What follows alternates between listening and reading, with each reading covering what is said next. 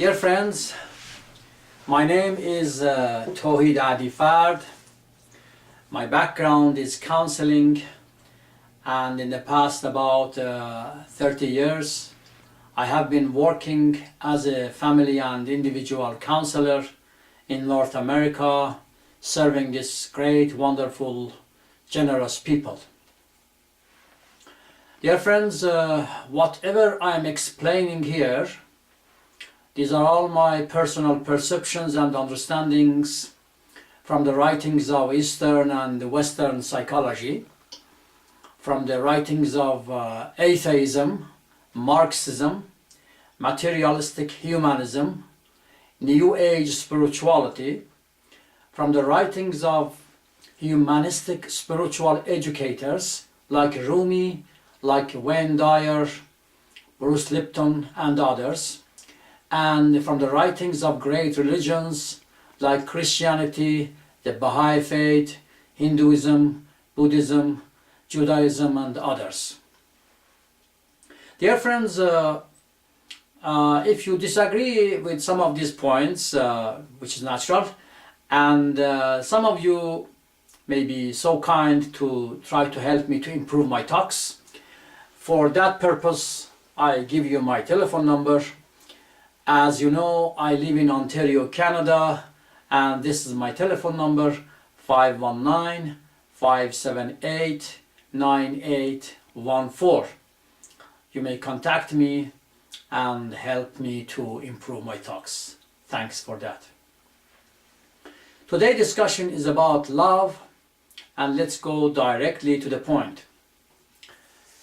Love is strongest feeling of attraction to anything which is positive. Love is the strongest feeling of attraction to any positive reality.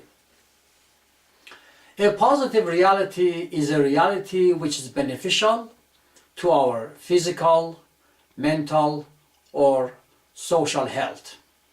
Anything helps to improve the physical, mental, or social aspect of life is positive relative to our lives. Let's give an example from the physical one. I can give example from my own life. I love cranberry tea, and that cranberry tea improves my health. It's tasty, delicious, also improves my health. Since it improves my health, within my heart, some kind of I have positive regard and respect to that. And not only I like the taste, it also helps my body, but also it enhances my inner joy. In that sense, it really helps me a lot. And I think that cranberry tea deserves that I love it. So my strongest feeling of attraction to that cranberry tea may be called love. It is a physical love or physical dimension of love. The other things like physical realities, like in that category, are like wonderful foods, fruits, vegetables, and whatever we consume through our digestive system, which is positive, of course, with no harm in the long or short term. And then we have sports and exercises. These are all helpful to our physical health. Also, we have pleasurable relationships and physical touch and hugs. Those realities also are beneficial to our physical health, and our strongest feeling of attraction to those realities is called the physical dimension of love or physical love. Next one is the mental like well-being. Anything positive, anything helpful to our mental health is something positive, and our strongest feeling of attraction to that may be called love. In this category we can consider beauties of nature, when we watch soaring eagles, waterfalls, galaxies, stars, we feel joy within us. We feel some kind of positive feeling that we like. So that, although we don't consume these realities like cranberry tea, we don't consume them through our digestive system, but we kind of are attracted to them because we are sure that those kind of feelings we have when we watch them, it creates some kind of inner energy which helps our mental health. So closeness to nature helps our mental health, no doubt in that. So that is a reality which is helping our mental health, and that reality is not physical, because we sense it, we feel it, we perceive it, and then after that within our system, our mental system, joy and delight is created. That helps our mental health, and our strongest feeling to that is called love, or mental dimension of love. The other things in this category are, some of them are within us, like positive, beautiful visualization. Like I can close my eyes and I visualize the most beautiful place I love, and if I keep my eyes closed for a few moments and minutes and focus my mind on that beautiful scene that I love, it slowly and gradually creates good feeling within me, positive energy within me. That energy helps my mental health. There are some other things like dreams, wonderful, positive, great dreams when we experience also generates positive energy within us, and that energy helps our mental health. So these are non-physical realities which are helping our mental health. Also our cooperation with other people, our respect and positive regard to other people, our understanding of other people's belief systems, whatever, it creates positive energy within us, which helps again our mental health. Practicing all human virtues like honesty, truthfulness, trustworthiness, resilience, cooperation, peacefulness, like peacefully resolving our conflicts. And we know that human beings have different opinions. When we resolve those different opinions peacefully and lovingly, that process also generates positive energy within us. That energy helps our mental health. And being rational also helps our mental health, and so on, as I mentioned, all human qualities. And the other reality, that non-physical reality which helps our mental health, is like supporting positive ideas, belief systems, and positive people. Positive ideas and positive belief systems are universally inclusive, they are loving, they are peaceful, and they are respectful. Ideas and people with these qualities and these attributes are positive when we have the strongest feeling of attraction to these realities. That's called love. That is mental dimension of love. All these realities I explained, they help to create some kind of inner energy that helps our mental health. So this is the mental dimension of love, or mental love. The next one is the realities that help our social aspect of life, and our strongest feeling of attraction to those realities may be called social dimension of love, or social love. Those realities are like our marriage. A positive marriage creates a positive little community, and it affects the quality of social life even in this world.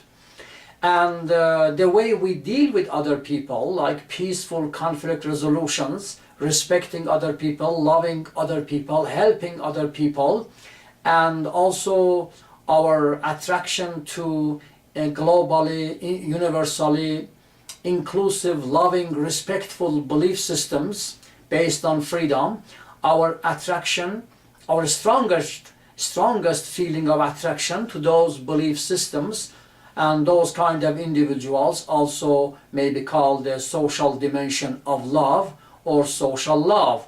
In this regard, we can mention, for example, Mahatma Gandhi and Bruce Lipton and Rumi and so on. These individuals are universally inclusive, loving, peaceful and respectful. Our strongest feeling of attraction to these ideas and these kind of individuals helps the quality of our social life on this world, since the outcome and the final result is positive, and we have the strongest feeling of attraction to these realities, and that strongest feeling of attraction is called love, social dimension of love, or social love. In this category also you can put your own belief system, your own religion, if your own religion or belief system is universally inclusive, is universally loving and universally respectful and peaceful and based on human freedom and human free will and free choice, then your strongest feeling of attraction to that belief system, to that religion, whatever it can be, may be called love, because the final result of that relationship you have with that system enhances the quality of social life on this world. So we can call it social love or social dimension of love. So we explained here so far the physical realities and mental realities and social realities, and we explained that our strongest feeling of attraction to these realities is called love, and you may call them physical love, mental love and social love. Now we go to the next point. The next point is this, that what are the benefits of this love? So if we have that love within us, what kind of benefits we get? The people who have kind of, say, raised the level of love within their hearts and minds to a certain level, they are more patient, more loving, more cooperative. They have more capability to resolve conflicts peacefully, and they are people that they can feel comfortable wherever they go, and sometimes they are very attractive. And one of the most important qualities of these loving people is this, that they never feel lonely, because when there is the universal love, when the level of the universal love within us is enhanced and heightened to a certain point, actually we are in love with everything and everybody, everything in this universe. As a result of that, we never feel lonely. That's very important. I really recommend that to people, that they may feel sometimes lonely, and if they are able to enhance the level of that love within themselves, then they will never feel lonely. So the qualities like humility, like people, they have love within themselves, they have a more balanced life. So basically general contentment and happiness with love, with life. So in this way, it be people who have the enough level of love within themselves, they enjoy all these positive qualities. And in one major word, we can say that they are happy with life, they are happy people. Whatever happens in life, their level of happiness is very strong. Of course, everything is relative. Now, another point here I think is very important, that maybe it's important to mention, that when the level of love is enhanced in the hearts and minds of people, those people who have that love, usually they don't experience too much sadness and sorrow. As you know, as we all know, in our life, there are certain things that they may become, or they are, cause of sorrow and sadness. When we have enough level of love within our hearts and the souls and the minds, actually, in a way, the power of sorrow and sadness cannot penetrate our mind that much. So even if there is a sadness and sorrow, it is not too much. So it is easier to handle that. That was also a very important point, I think, necessary to mention. Now we go to the last point, that how can we generate this love within us?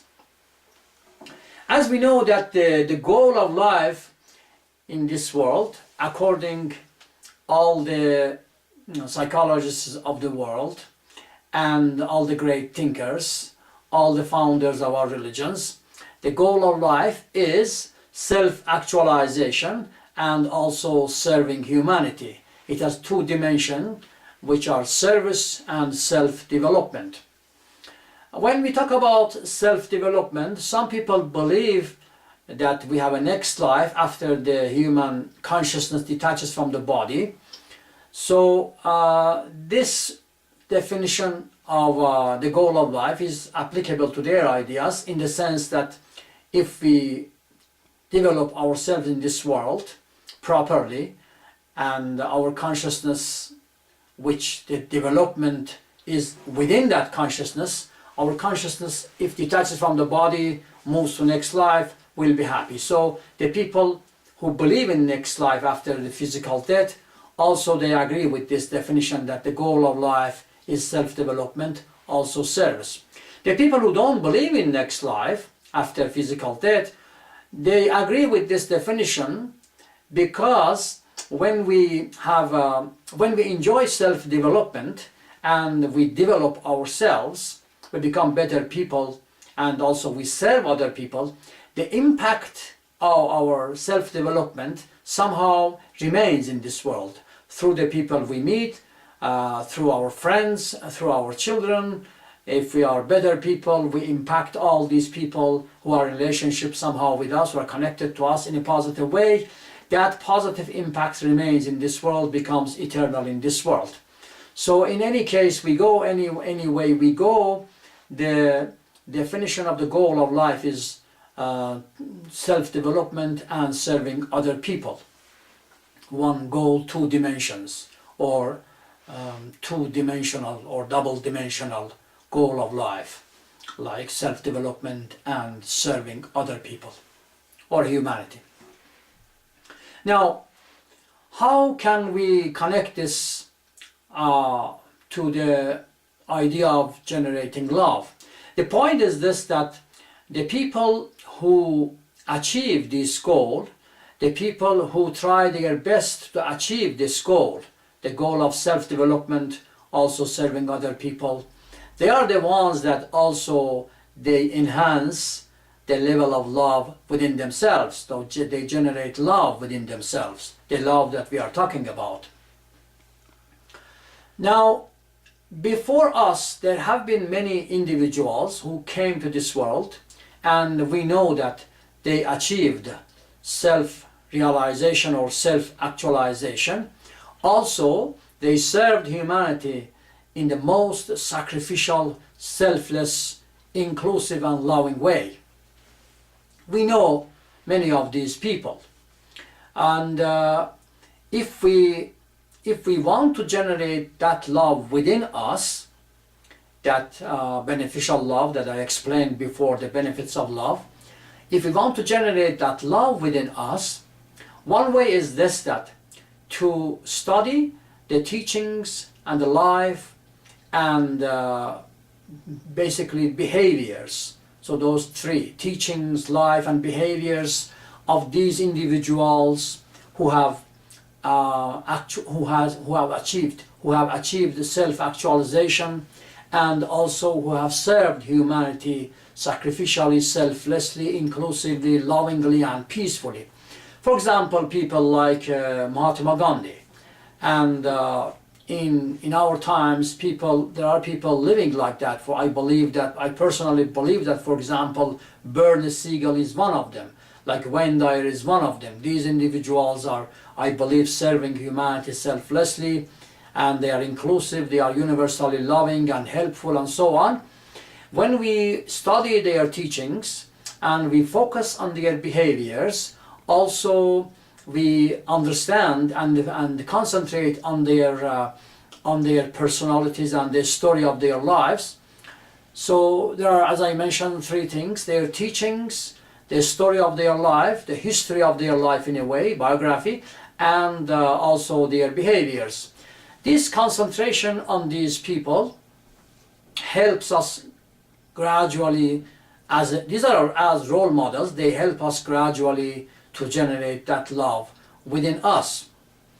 So this kind of study needs to be with a pure heart, unbiased, without any prejudice.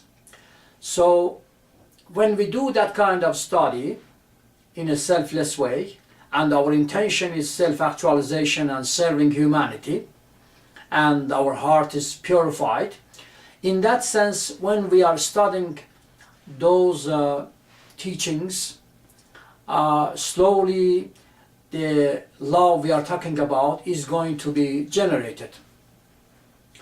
The ideas and belief systems right now existing in the world, and I think the major ones that are existing in this world, we can study those ideas and belief systems like Christianity, like Islam, New Age spirituality, atheism, and materialistic humanism, Marxism, the Baha'i faith, Hinduism, Buddhism, Judaism, and so on.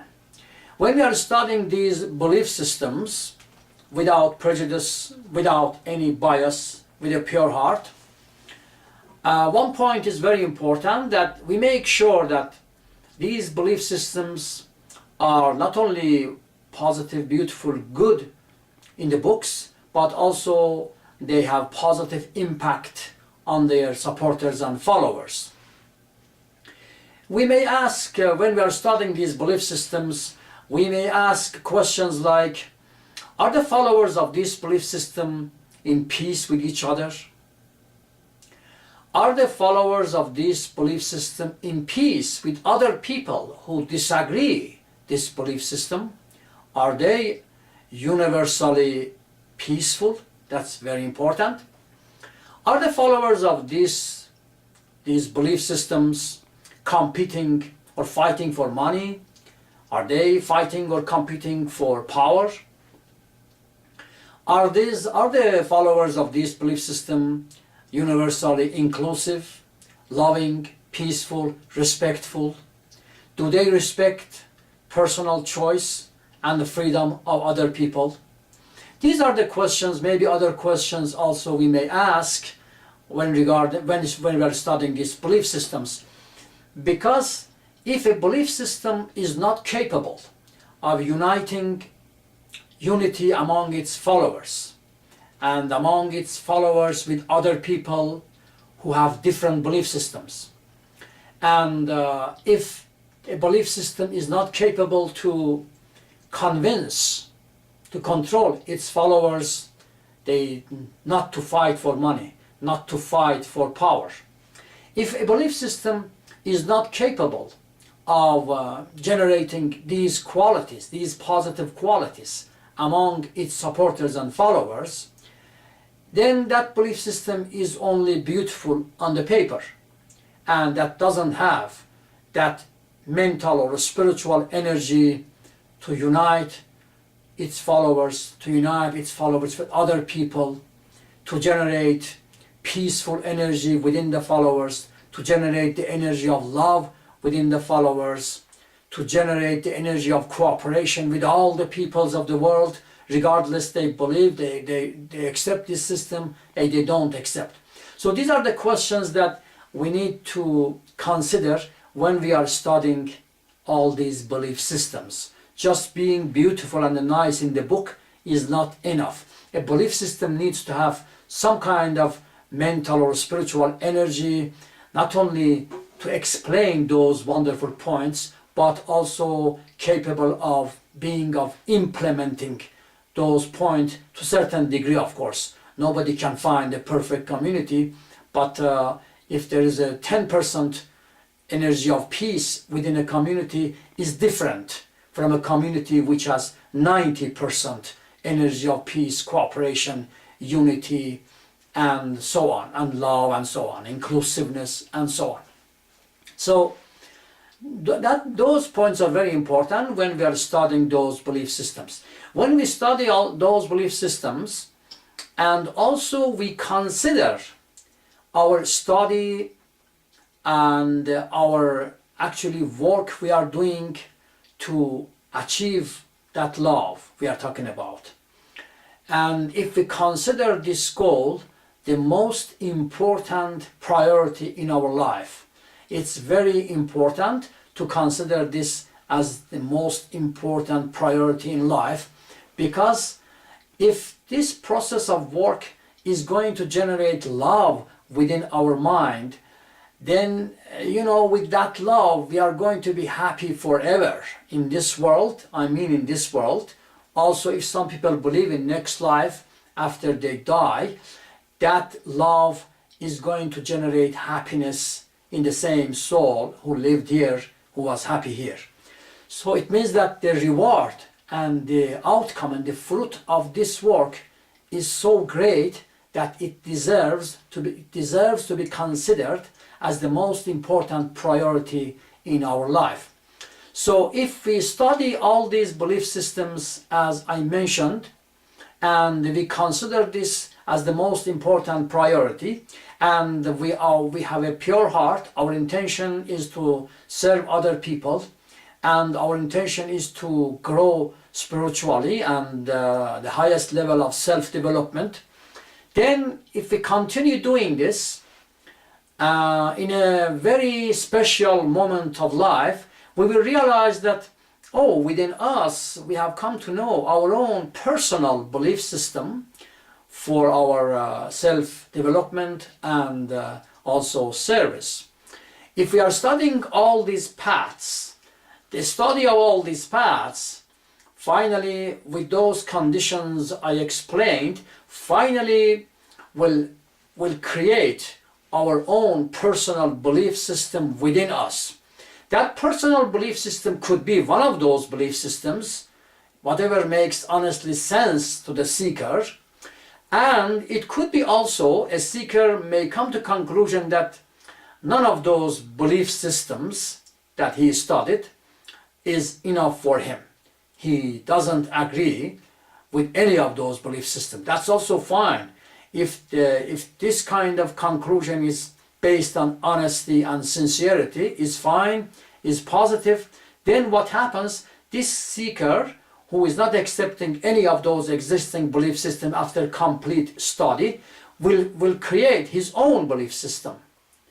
That his own belief system through which he can achieve self-development, also he can serve humanity.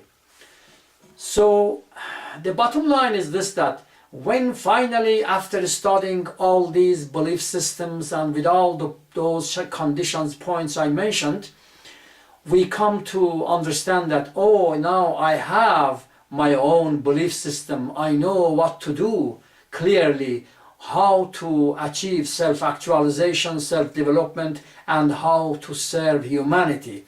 My personal belief system, which has been developed slowly within my heart, within my soul, within my mind, in the process of studying all the existing belief systems, that belief system of mind will show me how to achieve higher and higher levels of self-actualization, also how to serve humanity in better and better manner. So that point is the point of the beginning of the flow of the crystal river of love within me. When we come to that point, we will start feeling the flow of love within our heart. This is the love that we have been talking about. Once this river of love is started flowing within my mind, within my soul, after doing all those works that I did, that may take a long time, but once this crystal, beautiful, wonderful river of love starts flowing within me, then that is the ultimate happiness and joy human beings can achieve in this world. Then in that moment, I have love and also I have my belief system. So through my belief system, I will continue to achieve higher levels of self-actualization. Also, I will continue to serve humanity. I will do that to the end of my life. If somebody believes in next life after we die, the same love and the same self-actualized soul immersed in the same love will pass to the next stage of life. If you believe in that. If you don't, that will stay here to the end of the person's life, and also it will impact the world after the person disappears from this world. Still his impact will continue in this world through other people who came into contact with this person. So you can see the point of the start for the flowing of the river of love happens after your belief system is built, and that love increases day by day and finally immerses the person within itself. We call it immersion in the ocean of love. That is the love that we have been talking about. Of course, this is one way of achieving that love. There are many other ways also possible. I really love this way. To me, this has been practical and clear and with good result. Thanks for your patience and thanks for your listening.